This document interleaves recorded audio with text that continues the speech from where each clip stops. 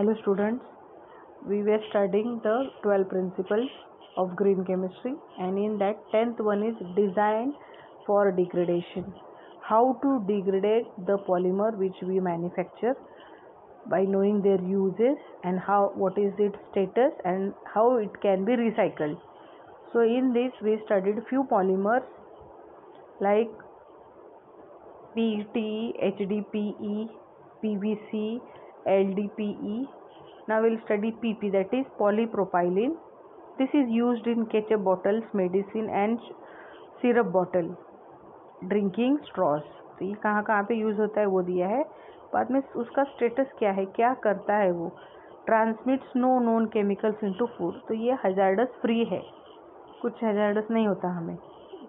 Recycle to make battery cables, brooms, ice scrapers and rakes. तो ये यहाँ पे यूज़ होता है कि वो रिसाइकल होने के बाद कहाँ पे होगा, क्या बनेगा. तो बैटरी के केबल्स बनेंगे, ब्रूम्स बनेगा वैसे.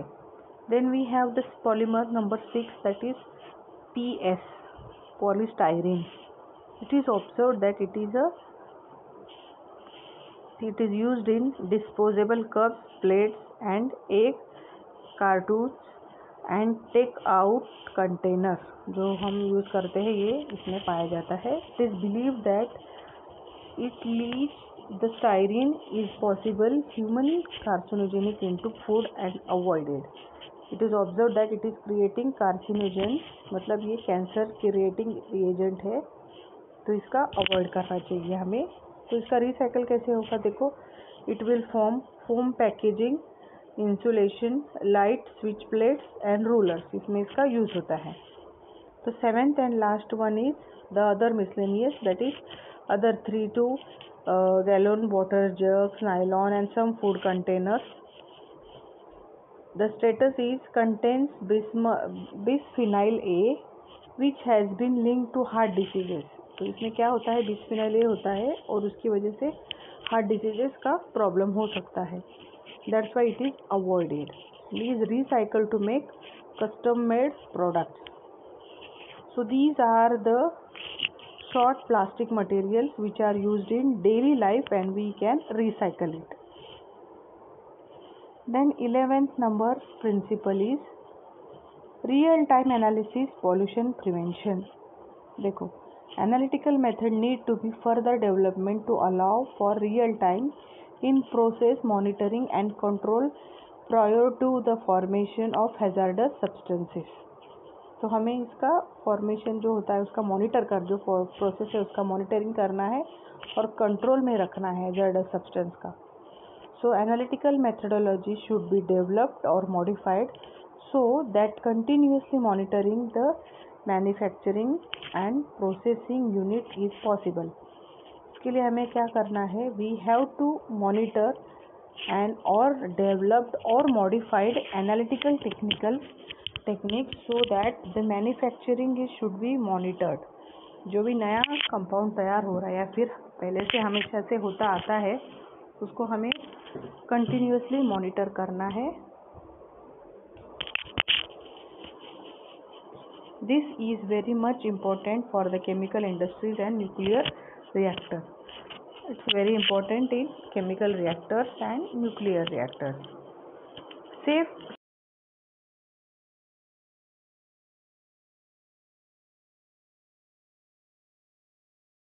that are safer and minimize the risk of accident. For this we have an example. Means हमें ऐसे केमिकल्स तैयार करने हैं कि जिससे हमें कुछ एक्सीडेंट्स ना हो जब हम उसका यूज़ करेंगे तो. So the substance to be used in chemical reaction should be selected in such a way that they can be minimize the occurrence of chemical accident. जो केमिकल यूज़ करने से एक्सीडेंट होता है वो मिनिमाइज हो सके. और एक्सप्लोजन मतलब जैसे स्पोर्ट होता है वैसे. फायर ऑन इमल्शन, जो अगर लीक होता है तो उसको आग नहीं लगना चाहिए. ऐसे सब हमें ध्यान रखना है. For example if chemical process work with the gaseous substance, then the possibility of accidents including explosion is relatively higher compared to the system working with non-volatile liquid and solid substances. देखो, when we are using gaseous substance, there is a possibility of being accident will happen, including explosion. It is relatively higher. Gaseous state में ज़्यादा होता है as compare to liquid and solid. Liquid और solid जल्दी they won't catch fire immediately, but gases they can catch fire. और some are volatile and they may catch fire, so accidents may be takes place. So the risks are high in gaseous state reactants and chemicals. So these are the 12 principles of green chemistry. By using these green principles, we can minimize the hazards and we can use the safer chemicals. Then next is role of green chemistry. The green chemistry approach organizes that the earth does not have a natural capacity for dealing with much of waste and pollution of that society generates. It is only when the capacity is exceeded that we become unsustainable. देखो, green chemistry का approach क्या है? That it organise the earth does not have natural capacity. Earth के पास ऐसे natural capacity नहीं है कि जो भी हम वेस्ट प्रोड्यूस करेंगे, पोल्यूशन करेंगे, उसको वो मिनिमाइज करें. अगर वैसे मिनिमाइज करेंगे तो we will become unsustainable. So to promote innovative chemical technologies that reduce or eliminate the use or generation of hazardous substances in the design, manufacture and use of chemical products. तो हमें कैसे invention करना है? We have to invent innovative chemical technology that reduce the or eliminate or generate hazardous substance जो होते हैं उसको illuminate करना है. और we have to design and manufacture the use of chemical products. तो हमें जो तैयार करते हैं उसका कहाँ पे यूज़ होना है, कैसे होना है, वो हमें सब पता होना चाहिए. इसके हैज़ार्डस क्या है, उससे क्या एक्सीडेंट हो सकता है, अगर लीक हुआ तो क्या हुआ, एक्सप्लोजन हुआ तो कैसे कंट्रोल करेंगे, everything we must know. So green chemistry helps to reduce capital expenditure and or to prevent pollution. So green chemistry will reduce capital expenditure. Capital expenditure means बहुत खर्चा या फिर बहुत महंगे chemicals नहीं चाहिए हमें. That also we have to think. To prevent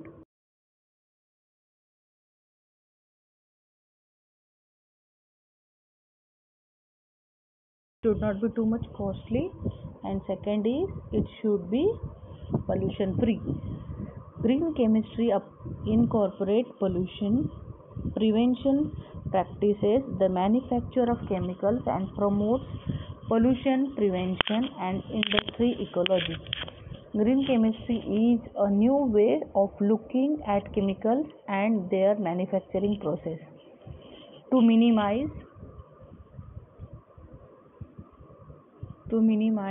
any negative environmental effect, right now the green chemistry revolution is beginning and it is an exciting time with new challenges for chemists involved in the discovery, manufacture and use of chemicals. तो देखो, green chemistry का मोटो क्या है कि वो क्या करते हैं, जब प्रोसेस मैन्युफैक्चरिंग प्रोसेस होता है तभी वो ये देखते हैं कि कम से कम नेगेटिव इफ़ेक्ट वाले केमिकल्स बने, कि जी इन्वायरमेंट पे इफ़ेक्ट नहीं होते हैं वैसे बने. And now day green chemistry is a revolution in beginning. Revolution is beginning मतलब जैसे रिवोल्यूशन हुआ था पहले, वैसे कि हम देख रहे हैं अभी जो भी केमिकल्स बनेंगे वो हैज़ार्डस फ्री रहेंगे. They will have challenges that will जो भी डिस्कवर कर रहे नए केमिकल्स या फिर नए तैयार कर रहे तो उसका सब मॉनिटरिंग किया जाएगा कि जैसे वो हैज़ार्डस है कि नहीं, कितने परसेंटेज में टॉक्सिक है, वोलाटाइल है, एक्सपोजर है, सब के बारे में डिटेल्स होनी चाहिए. So this is the revolution is beginning and it is an exciting time with the new challenges for chemist involve in the discovery. जो डिस्कवरी में है उनके लिए बहुत नया चैलेंजेस है. So green chemistry helps to prevent the presence of ozone in the stratosphere, essentially for the survival of life on the earth. तो अभी इसका कहाँ पे ध्यान है? That it is preventing ozone layer in the stratosphere, because the ozone layer prevents the ultraviolet rays which is coming from the sun. It is preventing the ultraviolet rays. So we have to prevent ozone depletion of ozone layer. So green chemistry is useful to control greenhouse effect, that is global warming. We should think about save environmental and save earth. तो हमें किसके बारे में सोचना है? Save environment and save earth. हमें earth को बचाना है. So introduction to nano chemistry. इसीलिए हमें अभी नैनो केमिस्ट्री के बारे में स्टडी करना है. तो देखो, from cloth, sunglasses of you wear to computer, hard drives, and even cleaning products, nanotechnology plays a big part in the manufacture of many materials. We have been using laser in DVD, CD players for a long time, which contain nano size component. देखो, अभी हम जहाँ पे देखते हैं वहाँ पे nano ने कब्जा कर लिया, ऐसे हम बोल सकते हैं, क्योंकि जो हम कपड़े पहनते हैं, जो कंप्यूटर में ड्राइव्स है, यहाँ पे सब जगह पे नैनो साइज के पार्टिकल्स है, मटेरियल्स है. They are called as nano materials. So in the figure it is shown 16.1 macro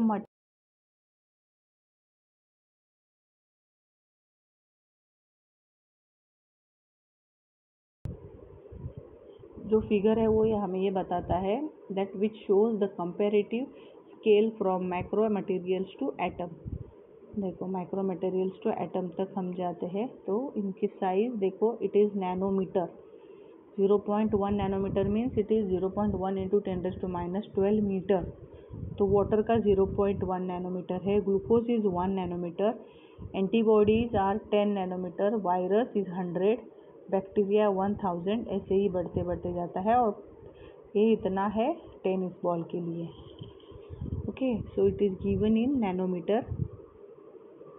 Also observe the 16.2 which depict the materials in nature as well as device that are man-made.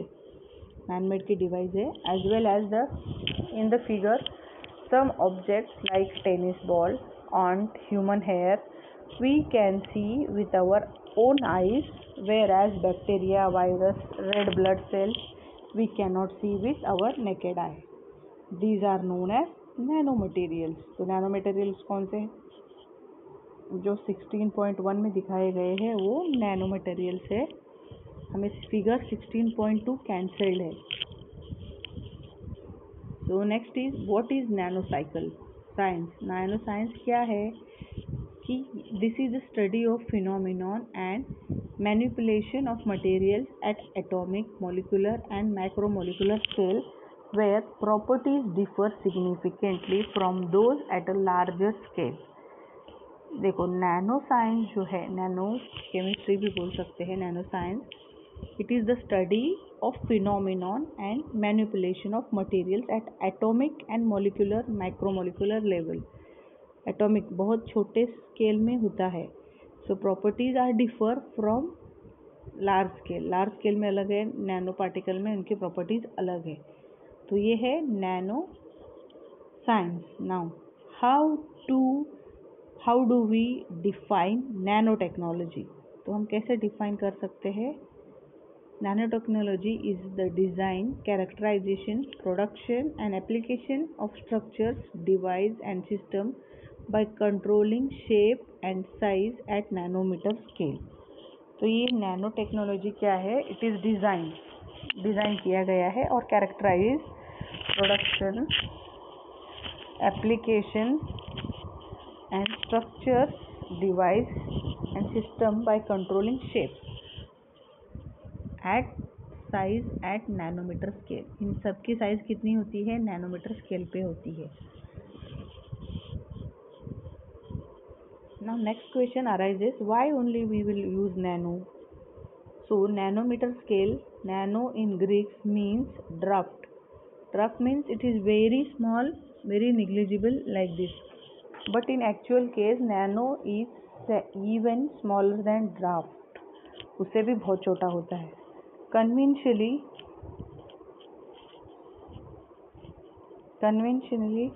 the nanometer scale is defined as 1 to 100 nm nanometer.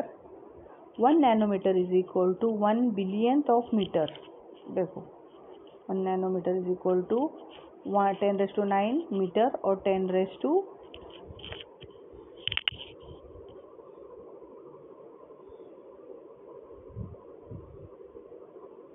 the material we see around us are bulk material that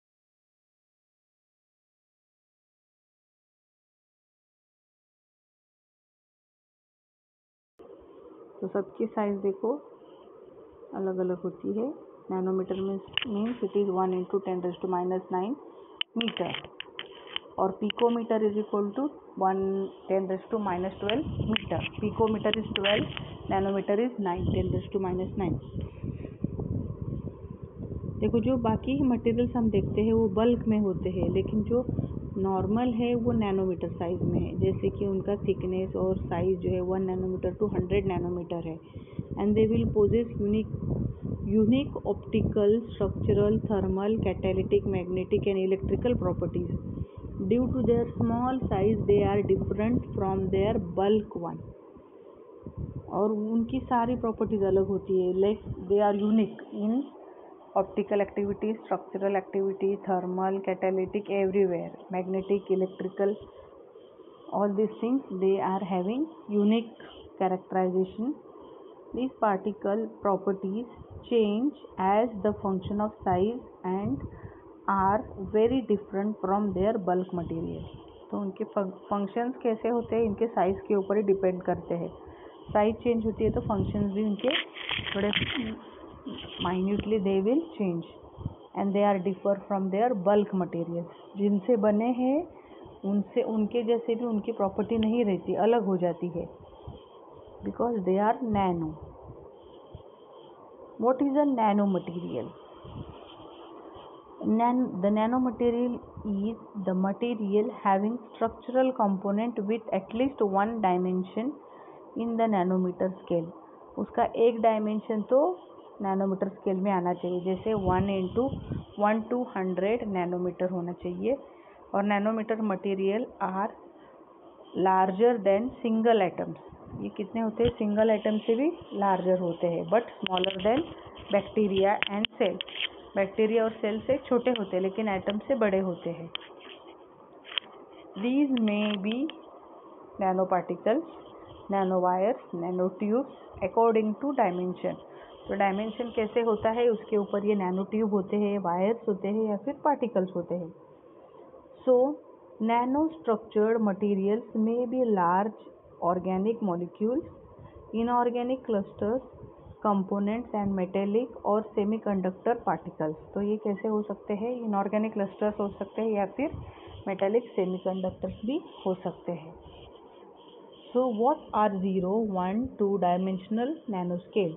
तो देखो इसमें types होते हैं. जैसे 0 dimension है तो it is for example nano particles है. और 0 dimension structure is one in which all 3 dimensions are in nano scale. देखो 3 डायमेंशन से एक तो डायमेंशन नैनो स्केल में होना चाहिए, लेकिन 0 डायमेंशन में सारे ही नैनो स्केल में होते हैं. 1 dimensional nano structures for example nano wires and nano rods. Here 1 dimensional nanostructure is one in which 2 dimensions are in nanoscale. तो वो इसमें देखो 2 डायमेंशन नैनो स्केल में होते हैं और 2 डायमेंशन में for this it is a thin wire. Example is thin wire. और 2 dimensional nanostructure is one in which 1 dimension is in nanoscale. 2 dimension में एक नैनो स्केल में होता है, एक में 2 नैनो स्केल में होते हैं वैसे. So here we have some examples, that is nano